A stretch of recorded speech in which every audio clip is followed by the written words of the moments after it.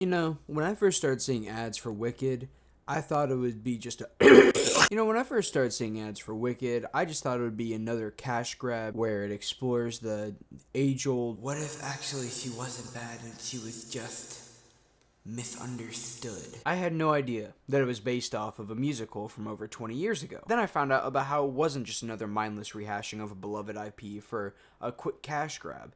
So my interest peaked a little bit. It looked a little bit interesting after that. I despise musicals. I think they're the most insufferable things in the world, and the most annoying theater kids will go out and watch them and make it all about them. And I've seen so many musicals in the past, and the music is fine, but to my experience, it just never really adds anything. It's always just, here's story, now we're singing, now here's the story again. And I've seen quite a few. It's just not for me. But Wicked looked interesting. I'm fine with Wizard of Oz. I actually was one of the 7 people that liked Oz the Great and Powerful. The visuals were kind of cool. Ariana Grande is a certified baddie. Ariana Grande!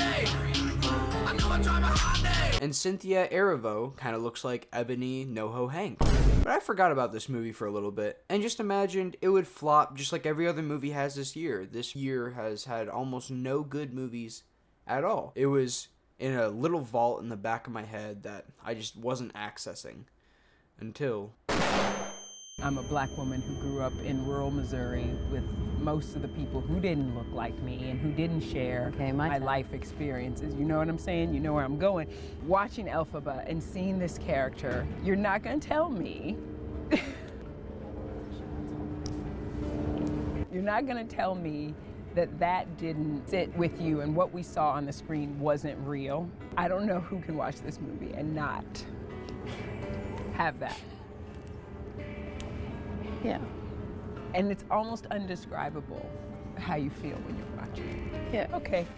You're telling all of us, I see you, you know? Yeah. I just know what it's like to feel like you don't fit, like you are just like outside of the ordinary, like there's no room for you. And yeah. I know what all of that feels like, and I guess I used Elphaba as like this wonderful opportunity to share that experience. I think the wonderful thing about that is that I know there's so many people watching feel the same. I was blindsided by all the videos of Cynthia and Ariana bawling their eyes out over the smallest things. It could be the most simple question in the world, where the interviewer could say something like, when you were performing Defying Gravity, did you accidentally queef a little bit? And they would be like,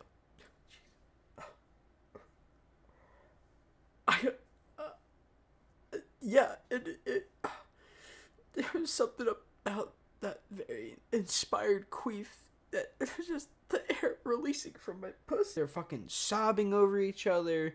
Ariana is laying her head on Cynthia. Cynthia's laying her head on Ariana. And it's embarrassing. It's unnecessary.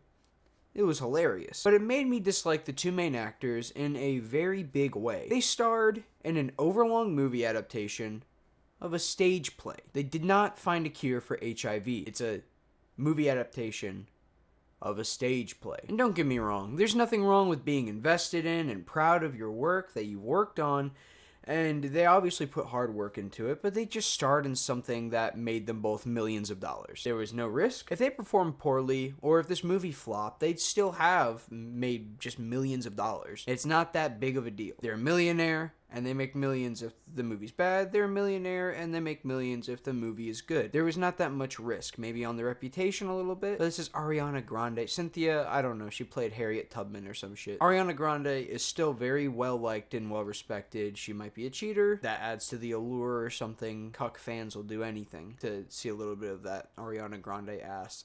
So I don't think they really care either way. They came in, made a lot of money, starred in the movie that other people wrote the script for and wrote the songs for and directed for and did the special effects for. They left, did all the press tours, and made even more money. Outside of that, we also had the insufferable theater kids crying about this movie on TikTok. Fucking making out with posters. I love Ari. And singing in theaters. Wait for it. Nailed it.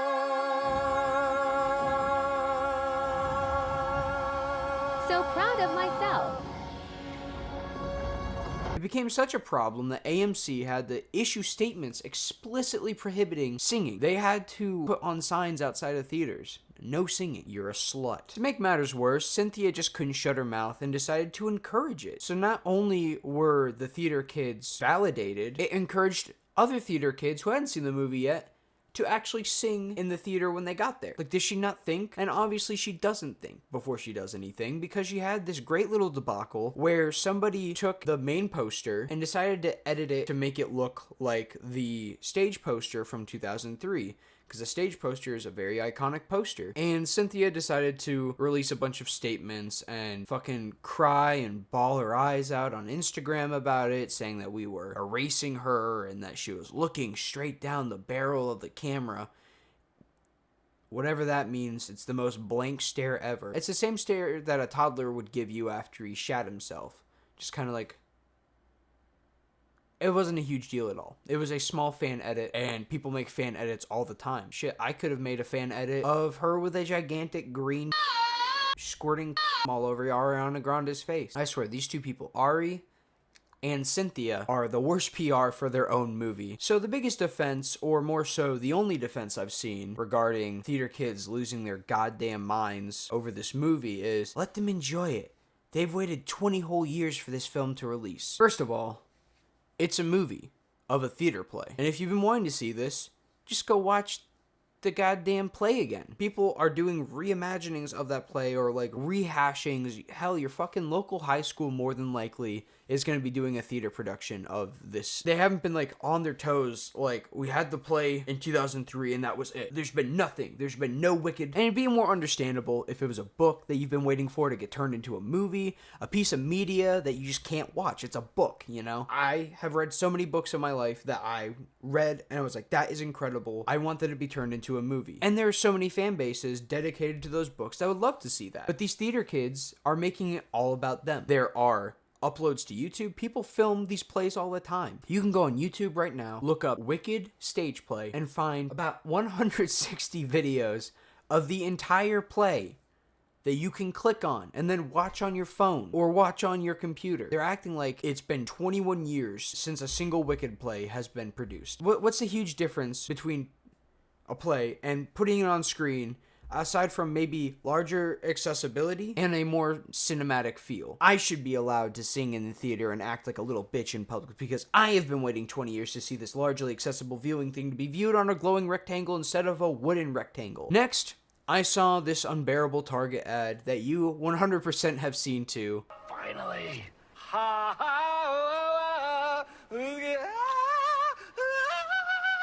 Nailed it. That's my line. There's no place like Target to shop everything Wicked. Kill me. But at least everyone was making fun of it and turned it into a very funny meme. That's my line.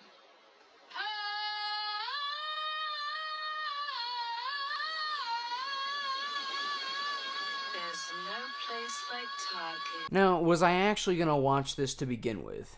No. I hate musicals. But before it wasn't a flat out refusal, if God forbid one of my friends asked me to watch it with them, then I would. But now even that possibility is out the window. It's called Petty Spite. The interviews, the unbearable theater kids, all of it. I swear if I see one more second of Cynthia and Ariana touching up on each other and stroking each other's pinkies and crying, I'm gonna lose my shit. Gladiator 2 was a terrible movie. I would rather watch that abhorrent dog shit again than see Wicked. And that is all because I'm a petty, immature, spiteful little pussy boy that won't give my money to over-emotional freaks and geeks. Anyways, I hope y'all enjoy the rest of your day. My next few videos will all be holiday themed. I might do a Christmas horror movie themed tier list. I might do a Christmas horror movie review. It's all up in the air at the moment. As of right now, I'm just going wherever the wind blows me. Whatever I find interesting, I will make a video on. So I might make a schedule, I don't know. But my next release will be this coming Wednesday. So stay tuned Wednesday for my next video. And I will see you all in the next one. Bye. Crazy realization when everyone's talking. What? I've been listening to you for so long. Cynthia. The voices I've listened to. And we get to sit here and do this together. It's really wonderful. Well, it is for us too. You create something that meant that we could have a dream come true. That's the dream. You get a part and you want it to keep going. You know, Dina has rent. That show continues on. Frozen continues on. Wicked continues on. Yeah. Through you. Oh, you paid. It's true, though. It's hustling for us. Please. It's my turn. I'm gonna turn into a dolphin in a minute. Like it's. I just didn't want to skate over that. It's a big deal.